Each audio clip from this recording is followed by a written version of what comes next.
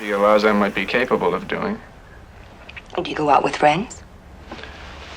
Norman Bates, the central character in Alfred Hitchcock's 1960s psychological thriller Psycho, is a complex and fascinating character. You've never had an empty moment in your entire life, have you?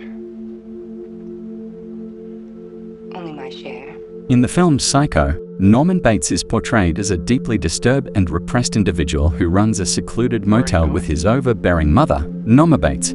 The character's sexuality and gender identity are subtly implied rather than explicitly stated in the film. What are you running away from? Why do you ask that? Norman's sexuality is presented as ambiguous and repressed. He lacks any clear romantic or sexual relationships, and his interactions with women are awkward and uncomfortable. You're alone here, aren't you? The mother complex, the character's relationship with his domineering mother, Norma, is central to the film's plot. Norman's identification with his mother is suggested as being excessively close and unhealthy, leading some analysts to interpret it as a manifestation of suppressed homosexuality. This idea is consistent with certain Freudian theories on the development of sexual orientation. To a private island like you? Norman's isolation and feelings of otherness are prominent throughout the film, and Norman's seclusion in the remote motel reinforces this notion.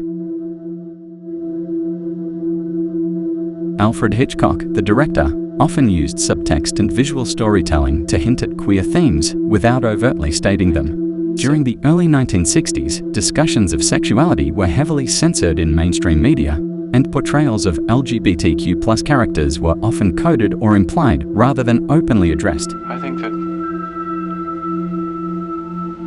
we're all in our private traps.